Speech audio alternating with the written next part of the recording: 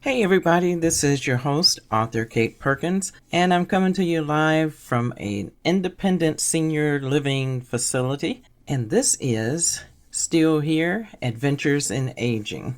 Yeah, I know, it's been a while. I actually have recorded a lot of things, and my equipment just sort of crapped out for a minute there, so I had to figure out a way to work around it. All that being said, you may notice a change in the background sound of the podcast. That's because we had to move the equipment from the room that it was originally in into a smaller room, which gives us a different sound, and it's by a window that leads to outside. Again, I'm recording live from a independent senior living facility. So you'll hear background noises outside, you'll hear airplanes, you'll hear my neighbors upstairs, next door, behind me, you'll hear all kinds of things in the background that I'm just frankly not going to edit out of the sound.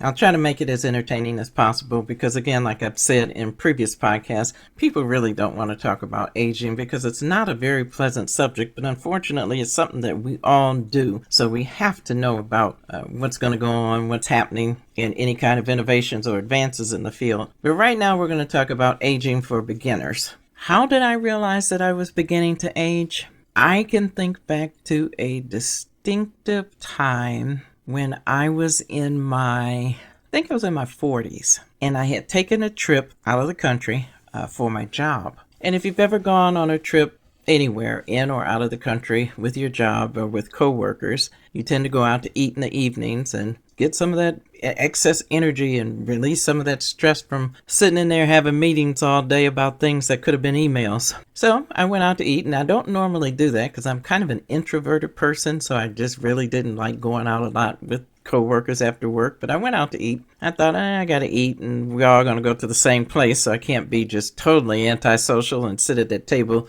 in the corner with my back to them all. So we went out to eat, and then, one thing led to another, and I don't drink very much. I don't drink anything at all now, but back then I didn't drink very much. So I go out and I have a glass of wine with dinner. There was a guy there that was kind of sweet on me, which means that he kind of liked me, but he didn't want to tell me. So he asked me to dance, and it was a rather fast song. So I'm out there and I'm, doing the old person 2-foot shuffle, shuffle to one side and then shuffle to the other side and snapping my fingers and bobbing my head and just kind of doing the old person dance. And as he is also, there was one point in the song where I thought for some reason that I wanted to kind of, get kind of fancy and just kind of dip down low while I'm dancing, just kind of do a little squat and come back up. Well, that didn't work out like I thought it was. And needless to say, after he was helping me up off the floor, and I was totally embarrassed, I just slunk on back to the table and excused myself and went back to my hotel room. Next day, I was incredibly sore. Legs hurt, shoulder hurt, neck hurt, everything hurt. That was the day I realized, hey, somewhere along the line, my body has gotten older. I used to be able to go out all night, spend all night, be out 2 or 3 nights in a row and get up, go to school, go to college, go to work, go to wherever I was going to go and be totally fine. This was one dinner, one dance, one unable to get myself back up from this squat, and I was through. And that was how I realized that I was at the beginning of being old. And when you get to that stage, you get to the point of the beginning to get old, that's when you start your list. Your mental list. Things I can no longer do. Now, how you react to that list is totally different. I mean, some people just, go into a deep depression and I can't do this anymore. Some people say, okay, well, I'm going to change that. I'm going to make it so I can do that anymore. Some people look at it and say, well, no big loss. I didn't really want to do that anymore anyway. There's some basic information that you're going to need to know about aging, no matter what age you are. Most people that are going to listen to this, and what my demographics show me is that people 35 and older, and mostly males. And my information is actually for everybody. It's not in particular any age range other than it is for adults. It is for the adult children of seniors. It's for people who are getting older themselves and trying to figure out what's going on. It's for younger people that want to help somebody that's older and they don't understand aging. Right now we're going to talk about aging for beginners. And I want to tell you Aging starts at different ages. That's one of the myths that we need to address. The myth is that you're not old until you're, and then you fill in whatever descriptive title that media, marketing, everybody else tries to tell you. You're not old until you get gray hair. You're not old until you can't walk anymore. You're not old until you're bent over. You're not old until you're 70. You're not old until you're 80. You're not old until you're 60. You're not old until you're 50. Every kind of marketing information out there about when you begin to be old. If you look at the product that they're selling, and everybody at some point is selling the product. If you look at the product that they're selling, their age of when aging starts is based on what they're trying to sell you. If they're trying to sell you some kind of wrinkle cream so that all your wrinkles just magically go away off your face, then age it at 50 or 60, or they say for mature skin, or aging starts at different ages.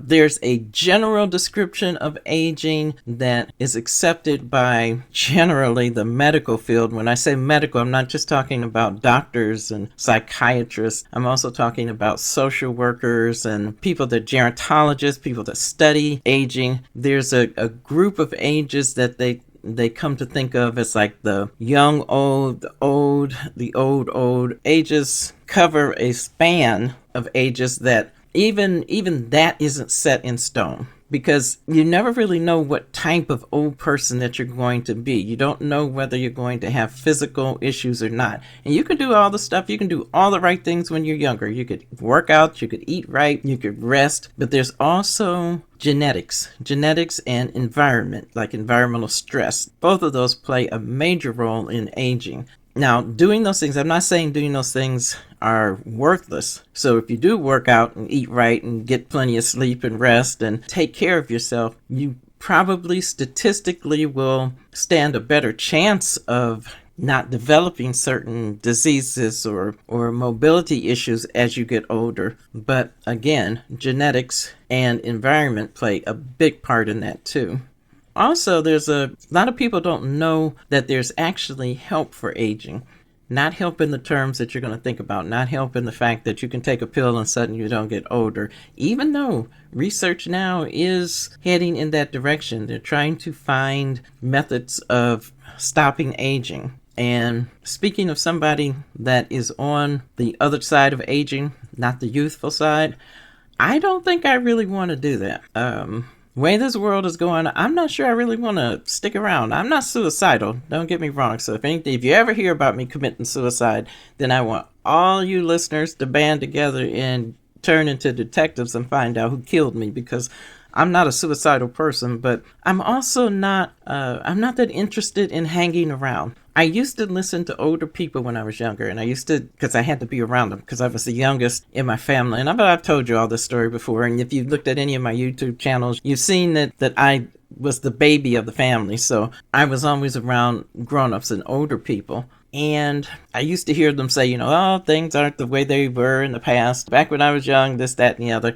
And I used to think, boy, I'm never going to do that when I get old. I'm going to accept everything, and I'm going to be a free bohemian spirit. I'm not going to say any of that stuff. But here I am, and I'm getting ready to say it. Things were a lot different when I was younger. There's a lot more violence now. There's a lot more just unpleasant things happening in this world. And there's a lot of finger pointing as to why it is. It's because of this or that, or I don't believe that it is any one thing. That's the one thing about the way I've lived my life, is that I've never been a black or white person. Very few issues are black and white. Very few issues are this or that. There's always some variance, some middle ground to be considered. There's always extenuating circumstances. There's always scientific information on either side of it. There's always looking at a person's or a subject's arguments on either side, and whether those arguments are logical and not logical in the meaning of making sense, but logical in the meaning of fallacy. Are they giving a straw man argument? Those kinds of things. There's always things to be considered in every subject, in every situation. And I've never been all blank people are this, or all people who had this do that. Everybody's individuals. There's always other things that you have to consider in looking at that. And when I started aging and I started looking around for information, back then there was not a lot of information. And we're talking, roughly 16, 17 years ago. There wasn't a whole lot of practical information. There was a lot of medical information, a lot of doctors, a lot of scientists that say, okay, when you age, this is going to happen to this muscle group and that muscle group. And they'll tell you things like that. There wasn't a lot of somebody just sitting down saying one way or the other, hey, look, aging sucks, or hey, look, aging is great. So I had to do a lot of the research myself. You can go back and listen to my earlier podcast or look at my YouTube channels, and you can find out. And the links to all these things are below. But you can find out what my background is, what my educational background is. I am an author. Like I said, I wrote 2 books. Actually, I wrote more than 2 books, but my 2 main books are Death by Unemployment and Other Humorous Tales of Woe. I wrote that in 2008, and that was to help people back then. We were going through a recession then, and it was to help people deal with major life changes. In the county where I live, it was taught in the employee development. I wrote Aging with Grace by AuthorKatePerkins. It's the truth about aging in America. That's the one that, if you want to find out resources and information about what to do about aging in all different situations, there's a lot of humor in the book, but I also try to address things from, again, all aspects. What to do about this situation, if you have a lot of money, because I heard in my training and in my work as a nationally certified senior advisor, I heard a lot of, I don't qualify for this program, or I don't qualify for that program because I get too much money or because I own a house. But there's a way to get help no matter what your income level is, no matter what your race is, no matter what any factor that you think is going to stop you from getting help. Sometimes you need to get past your own misunderstanding about what help is and what help is available out there. So I address this in the book, and not in a preachy way about, oh, you shouldn't think this or you shouldn't think that. I approach it in a way of, if you need help in this situation, and 1, you have money, then this is where you can get your help. 2, if you don't have a whole lot of money, but you still think that you might not qualify for this help, then this is what you can do. If you have no money and you need help, then this is what you can do. And I even address the subject of if you're homeless, because believe it or not, one of the things that surprised me is that there's a lot of homeless seniors, people 55 and older, and I'll use that as my starting point for seniors, that they're just homeless. They're living in their cars, they're living in converted vans, they're sleeping outside, and during the day they'll go to senior centers, and that's where they'll get their meals, and if they have shower facilities, or if they go to the Salvation Army, which offers showers. But I had to do a year actually out working with seniors. I worked in a local nonprofit. It was a really eye-opening experience. What I did was I went in teaching seniors how to use telephones and iPads and computers and tablets, and both Android and iPhone. So I would have these classes, and I would sit down, and they got a chance to ask some questions and weren't berated, because sometimes you family folks can make older people feel incredibly stupid. And you'll say things like, but I just told you this, Ma, or I just showed you this, Dad. And they don't like that feeling. Nobody likes to be thought of as stupid, but you have to teach seniors in a different way. You have to show them, you have to tell them, you have to show them, you have to actually have them do it while you're standing there multiple times until they get comfortable with it. That was a big eye-opening experience, but I began to realize that a lot of these seniors, things I took for granted, like having a home, that these seniors did not have. There were some seniors that actually slept in their cars in church parking lots or Walmart parking lots, and that had issues. They came in, during the day to charge their phones and to get some coffee and to get warm. In the wintertime in particular, it'll be warm during the day, but it'll get cold at night. And there were issues that I never thought about in living in a car at night. People trying to actually get into the car. And these are all stories that I heard. These aren't things that I'm making up.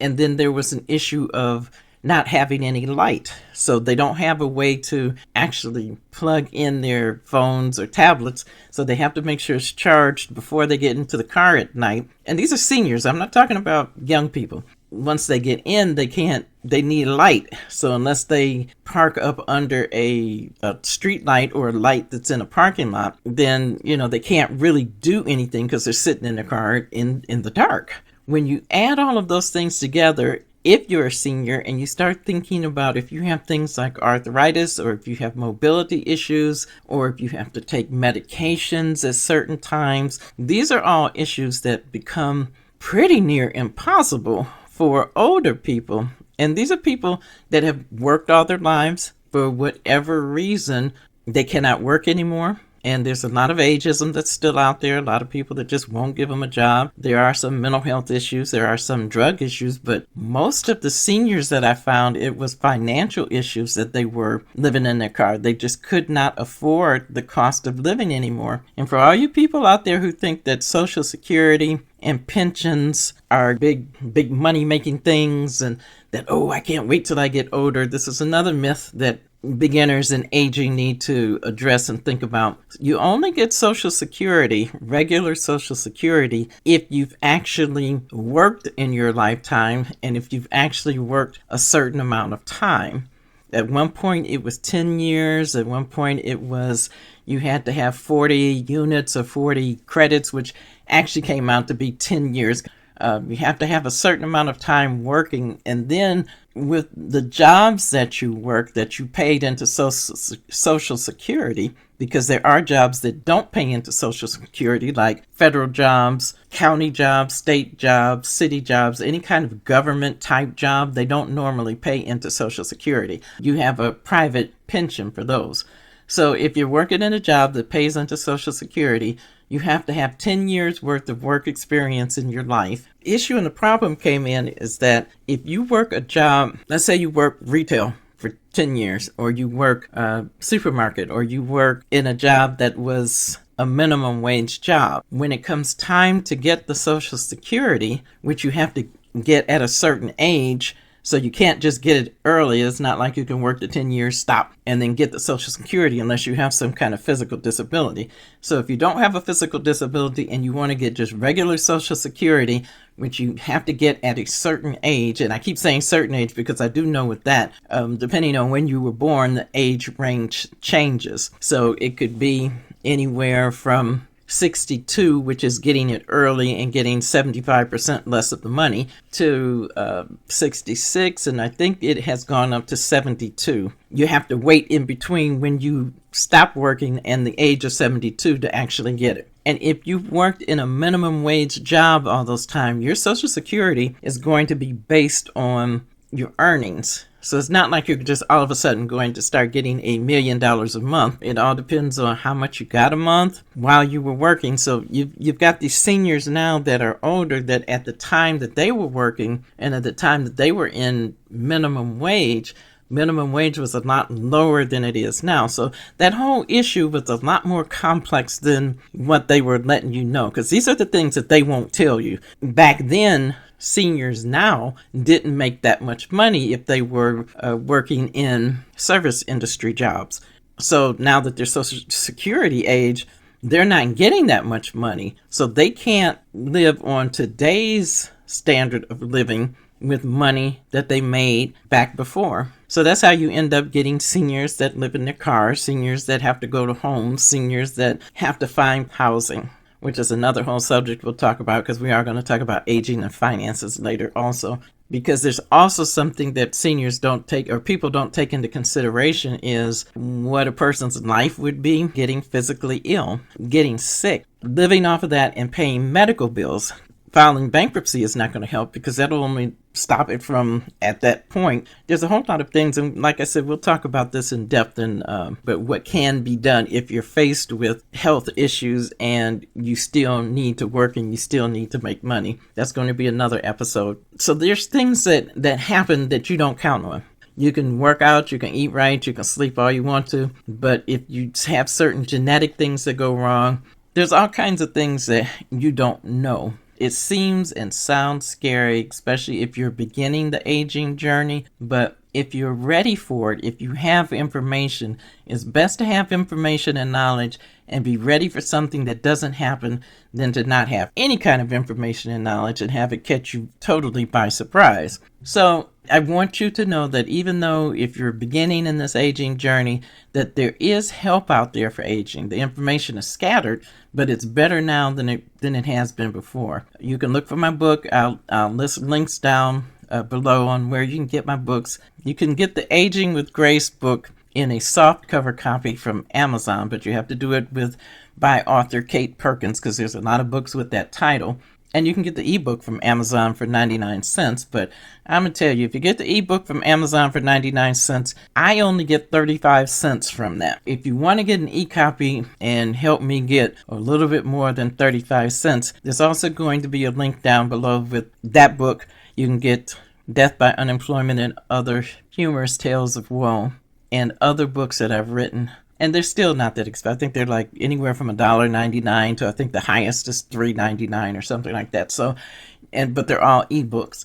If you want to help support me that way, you can. I'll have a link to where you can go to that page and get those books. But it's all helpful information. It was written pre-COVID, especially in the one that was written in 2008. There are things that's very, very, very, very, very helpful and information and resources in the Aging with Grace book to help seniors actually get jobs and it not affect their benefits, any benefits that they were getting. There's information and resources in the book that'll be invaluable to you. One of the reasons I named the book Aging with Grace, and you'll hear the term a lot, aging with grace and dignity. That's why I say you have to say Aging with Grace with author Kate Perkins, because there's a lot of books about it. And then there's people that don't like the term Aging with Grace. They say how that's not a good term, and people try to sugarcoat aging. And while I can tell you how to laugh at things, how to make things funny, how to have fun with aging, I'm going to be honest with you. There are some awful things that can happen when you get older. Like I said, we'll go through these in some of the later podcasts. You'll find that there's a certain level of dignity and grace that you're going to need to inherently have to be able to deal with aging. You got a lot of angry, bitter people out there. There's some people that I guess they thought they would never get old, or that if they got old, they would still be the same, just be older. And especially I noticed people that were in high paying or high positions. They were the head of companies or the head of multi-million-dollar corporations. They were used to people jumping and bowing every time they said something. But now people are talking to them like they're an idiot, and they're having mobility issues, and they're not getting the respect that they once got. So they turn angry. You don't really have to be angry. There's a certain resilience that you have to have and a certain way that you have to look at it. Stay tuned. I can tell you from the perspective of how to find help, both physical and mental. Hang in there. Again, please consider following me on the Facebook page of J.D. Perkins Senior Resource Network. I'll put a link to that down there. You'll get a lot of information on aging through there, because I've funneled all the information that I get and started putting it out on that page. So please go to that page and like and support that page. It has links to my website, to where you can purchase the books. It has links to my Patreon. Also has links to the YouTube channels. On my personal channel, Author Kate Perkins, I tell a lot of crazy and weird stories and have a lot of videos there. My next podcast is Aging Inevitable, and what does aging is a privilege mean? Thanks for joining me. Thanks for listening, and I'll see you next time.